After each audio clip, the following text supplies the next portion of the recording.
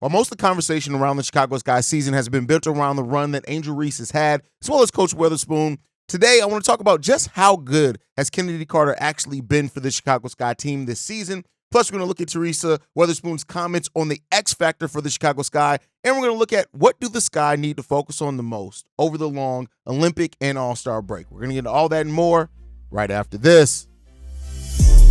Welcome to Chicago Sky Central, and here's your host, Haize.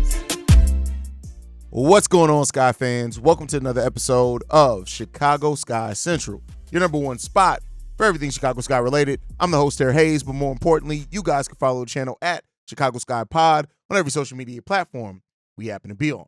With that being said, let's go ahead and get into this content for today. No Around the W today. We're focusing just on Chicago Sky topics. Maybe on the next daily, we'll get into some of that Around the W conversation. But today, I want to start off with a different angle. A lot we've been talking about Angel Reese or the state of the team or how the team's been playing lineups. But I want to talk about one of the players that's been playing the best over this stretch for the Chicago Sky, and that is Chennedy Carter. Chennedy Carter, who's averaging now over 20 points per game since she's become a starter, which is one of the highest marks of her career. And when you look at it, there have been only a handful of players that to score at the efficiency that Chennedy Carter's been doing, and that's Jonquel Jones, Brittany Griner, Nneka Ogwumike, Aja Wilson, and Derricka Hamby. And then it's Chennedy Carter right behind that. Hollywood Carter has stepped up so much for the Chicago Sky. And while she does have some efficiency issues on defense, as well as shooting the three ball, not necessarily being the best, sometimes she can get a little tunnel vision with the passing as well. But Chennedy Carter has used her combination of speed, ball handling, everything to be a huge impact player for the Chicago Sky team. And the whole rise of Ken and Barbie and her and Angel Reese is legitimate. And you look at now her and Angel Reese leading the Chicago Sky in scoring, especially while you're having down seasons from players like Dana Evans, Marina Mabry, for the most part of the season as well, have been struggling over the course of this season. So seeing a player like Chennedy Carter come into this and playing and operating as the way that she has been great and huge to see for this Chicago Sky team. And I, for one, got to give her tons of credit for what she's being able to turn into. And Chennedy Carter, so when you look at the story of Chennedy Carter and how she didn't play at all in the WNBA last season, played overseas, came back, and has really hit the ground running and in a lot of ways learned from some of the issues that caused her WNBA career to really be in jeopardy in a lot of ways. Now, having a coach in Teresa Weatherspoon, who as well is always going to bet on her players, definitely helps a lot in that area as well.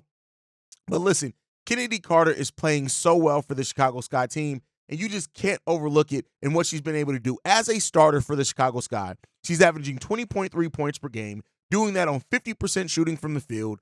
She's also averaging 2.1 rebounds, 2.8 rebounds, 3.2 assists, and over a steal and a half per game. Chennedy Carter is right now balling out, and she deserves in a lot of ways as well to be one of these stories for the Chicago Sky team. Now, the Sky definitely would love to see them winning a little bit more, right? And her absence off the bench has definitely been felt as well in that. But you can't deny the impact that Chennedy Carter has been having over the course of the season for the Sky. Matter of fact, when you look at the month of July, and this has been her first full month starting, only 6 games, 21 points per game, 48% shooting, 33% shooting from three, not taking a whole heck of a lot of them, but still averaging over 3 assists per game, almost 3 rebounds per game as well, and almost a steal and a half per game.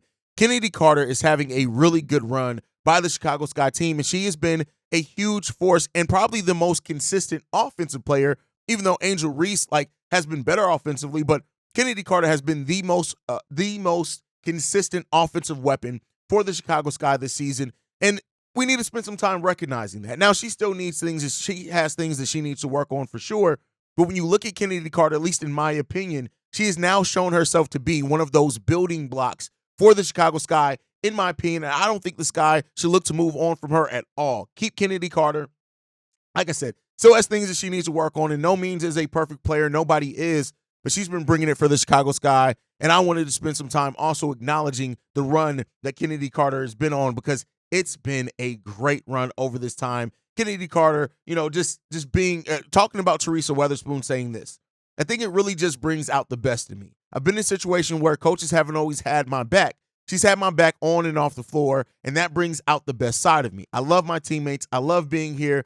It's just something special. I'm just so thankful to be a part of something like this. 2 years coming. I'm really thankful to be a part of something. I was literally crying in the car yesterday like, God, I appreciate you so much for putting me where I belong. And to hear that, right, for a team that's rebuilding and trying to gain that identity, for Chennedy Carter to feel like this is where she belongs is a big step in the right direction. And I hope that Chennedy Carter is a member of the Chicago Sky for a long time. But you guys can let me know what you guys think on that down below. Now, of course, we also got Angel Reese's streak being broken yesterday against the New York Liberty. And we actually got some words from Candace Parker in regards to Angel Reese's streak. And she said this: I think it's unbelievable what she's been able to accomplish. It's been so cool to see her relish in people telling her she can't find and she won't be successful. To see her grow throughout the season has been remarkable. She's a rebounding machine, and we saw that in college, and I know she took the fuel of people took the fuel of people saying it isn't going to translate, and she's done just that in this early round.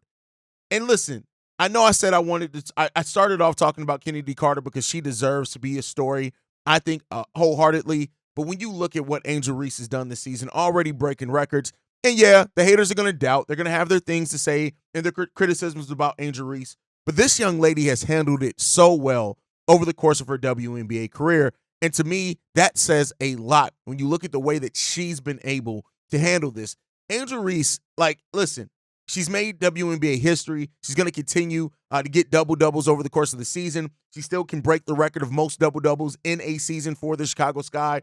And despite people saying things like, well, since when does double-double matters, and trying to throw salt on what she's been able to accomplish, we all know, the basketball fans all know, no, this is absolutely an accomplishment and something that you can't overlook. Even going so far as to Don Staley saying this, as far as her and Caitlin Clark, they both having great years. But if I had to pick a rookie today, it's Angel, no doubt.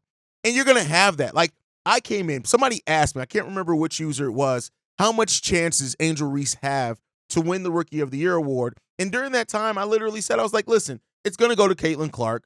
Yes, Angel Reese can make it interesting because of her play and the level that she plays at, but more than likely it's going to go to Caitlin Clark. But then when you start looking at the estimated wins added, Angel Reese beats Caitlin Clark in that area. PER, Angel Reese beats Caitlin Clark in that area, right? Those type of things, it does make it depending on how the voting committee looks at it, it definitely makes it a conversation to have. And I do think that wins are going to play a part of that. Look at Angel Reese averaging almost 14 points, 12 rebounds, over a steal and a half per game. Like, she is putting up major numbers. I would like to see the block numbers a little bit higher. She really doesn't get that consistently as of yet. That's just criticism, right, when it comes down to that. But Angel Reese is playing so well for the Chicago Sky team and really exceeding a lot of expectations for what a lot of people thought that she was going to do in her rookie year. And so, listen, Angel has been dealing with things extremely well, and I got to give credit up to Angel Reese, leading the league in rebounding right now, which is a great accomplishment on top of all of that. She's an offensive rating of 98, right? Defensive rating of 96. Keep in mind, you want the defensive rating to be lower. She's having an overall positive impact on the game. Of course, her shooting percentages can be better, and she's going to have to drastically work on her offensive game to really get to the heights that we can see her get to. But Angel Reese is playing extremely well over the course of this NBA season, and it doesn't seem like it's going to stop anytime soon. And that's the part that really feels good about that overall. Angel Reese is balling out of control right now. She's been a little bit tired as of late. I think we've all seen that. It doesn't seem like she's had necessarily that same edge that we've seen before and energy at times. Basically, since that 40-minute game where she played all minutes, hasn't really been the same. But, with this extended All-Star break, things like that, I think that she's going to get back on track. This is going to be something unique to watch because you don't always get this. You only get this every Olympic year where you get this extended break in the middle of the WNBA season. So to see Angel Reese and what she can bring and how she comes out of that, I think is going to be big for her as well.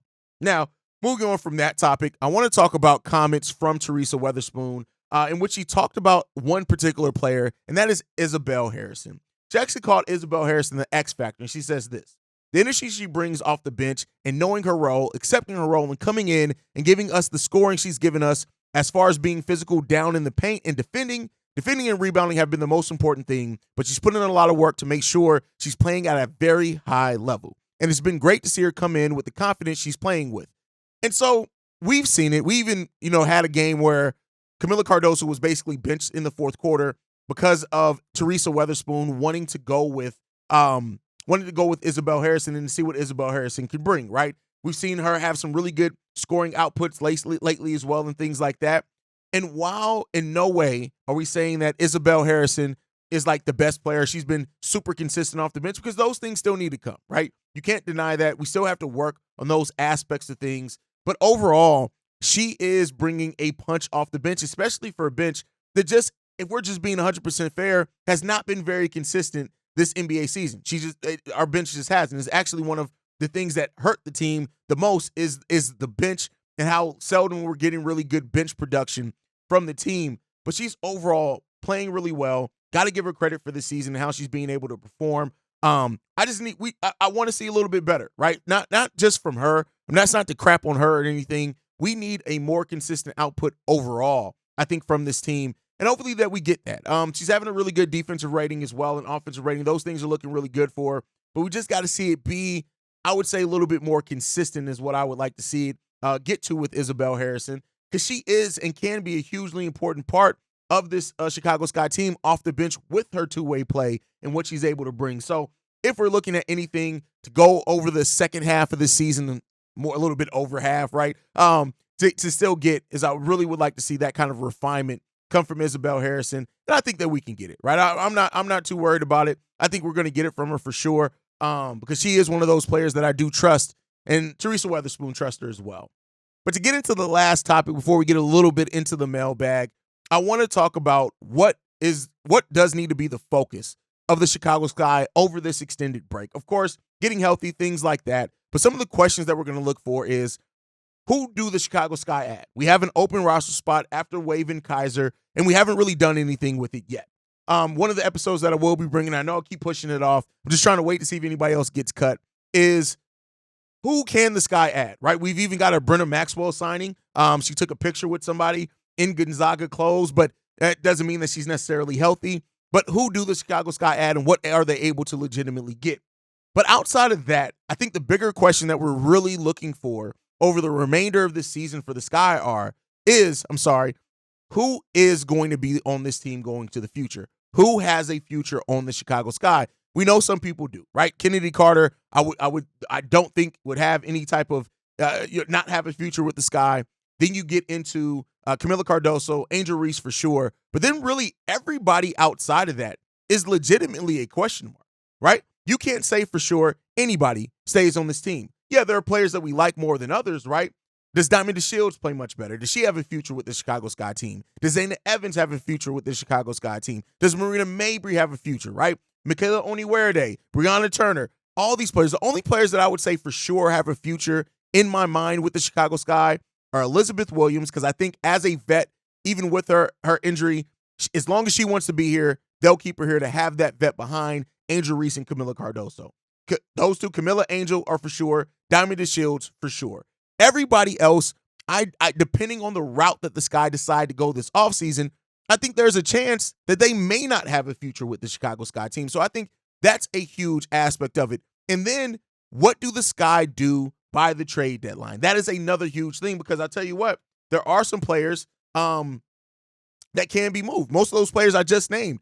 Do not overlook the chance of, for example, Dana Evans potentially being moved. And the reason why I say that is she hasn't had a overly great season. She hasn't had a super bad season either. When you look at it over the course of it, Dana Evans, since going to the bench, has averages of 5.1 points, 2.2 assists, and only 14.4 minutes.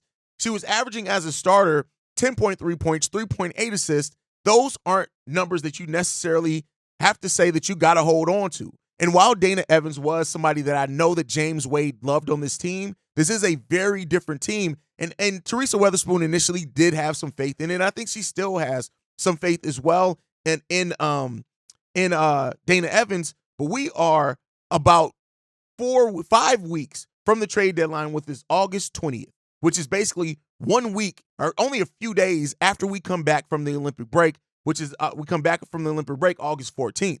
So because of that, that is a time where the Sky can really hit that pavement, hit the phone, see what they can get for some of these players. Because I tell you what, as a team that's going younger and yes, is competing for a playoff spot, if they look at it and say they want to add somebody who maybe can go towards the future, whatever, Dana Evans, who could be up for a contract extension, they may not want to get into that.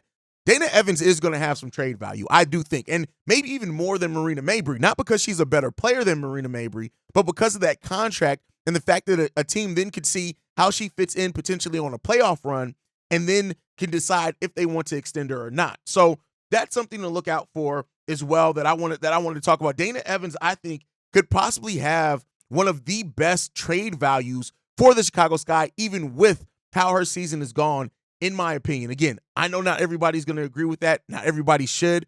Dana Evans is a player that me and Steve-O came into the season extremely high on, but this is the last year of her deal, with the contracts potentially raising next season with the new TV deal, CBA and things. And so the way that she's performed at 25 years old, yes, she's from Gary, Indiana. I love Dana Evans, but there's a reason to believe that she may not be long for the Chicago Sky team. And then, like I said before, you may also want to look at Marina Mabrey, who I think could also have some trade value on this team because, while she's in a slump, I do think some better teams may look at her and say, if we can fit her more into a role where she doesn't necessarily have to be the offense in a lot of ways, maybe she can play better. She has another year on her deal after this season in 2025, so the team would theoretically get the latter half of this season and a full season of looking at Marina Mabrey at $210,000 before she gets extended. There's a chance for that as well. And again, I'm not even somebody who knocks Marina Mabrey, but I think the business aspect may lead the Sky to have to look and explore what they maybe can get for those two players. But you guys can let me know what you guys think on that down below. Now, before we go, we do have one voicemail that I want to get into. This one's from Nate. Let's go ahead and play that now. What's going on? Hey, Nate here. Figured you'd probably be pretty busy with the Bulls off season. But my question is, where do you see Chicago Sky getting their next fourth piece? Would that be free agency or draft or both? My, I guess, hot take would be if you can add, I know it's stars out there, so I say hot take. I say Satu Sabali. I sent her. She made sure she did a 1 year after she was cored last year.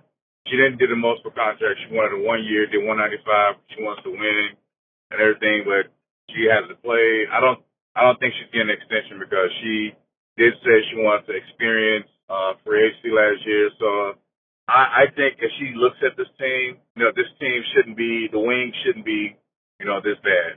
So I say if they might have a shot at her. I know a long shot, but as far as draft, if possible, they can get Olivia Miles. I think there's still mocks to grab her in the draft next year. So just like the men college draft next year in 2025 are going to be deep, the women also, draft next year will also be deep. So that was my question. Where do you see the Sky getting their next core piece? Chennedy, Camilla, and Angel right now is a core piece. I think everybody else is kind of up for debate or, trade or whatever. Marina's kind of maybe a bubble. I think maybe probably trade her. Chennedy at 2. Get your point in the draft. All right, thanks, Haize. All right, where do the Sky get their next core piece? When I initially heard your voicemail, the very first thing that I went to was free agency. But then you mentioned Satu.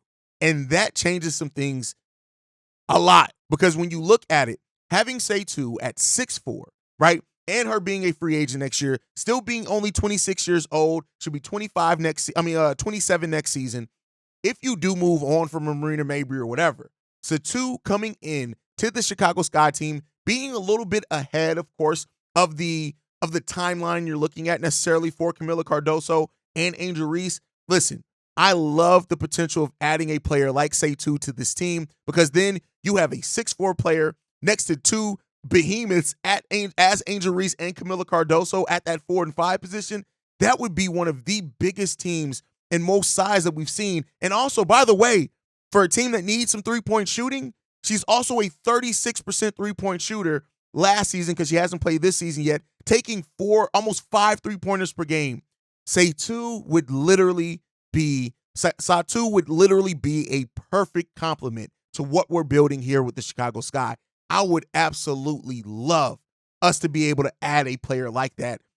Listen, if that happens, you're at that point, that's where the Sky are telling you we're not just rebuilding anymore. We're competing while we're building something else, and I wouldn't hate that at all. Now, as far as in the draft, a player that I would love to see the Sky focus on in the draft, mainly because she is a guard. And I'll say this, if the Sky are able to get Satu and this player in the draft next year, to me, that's your team now. And the player that I'm going to talk about is Emily Ryan. If they can add Emily Ryan to come in and play guard for this team, a senior who just understands how to go about her business.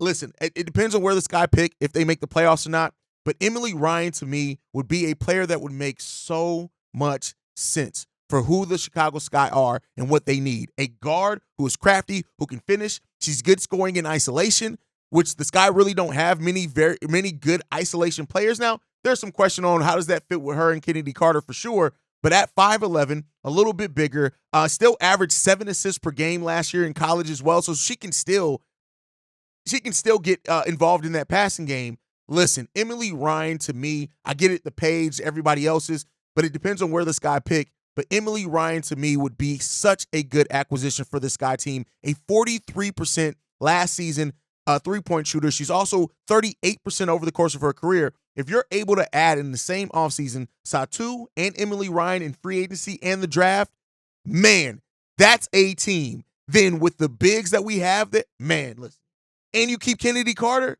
come on now.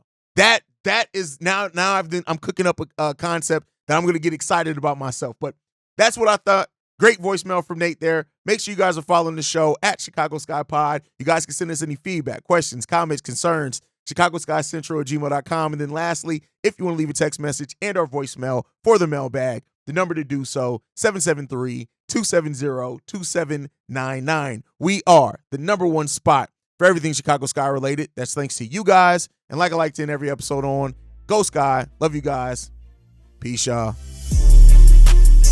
This has been a presentation of the Break Media.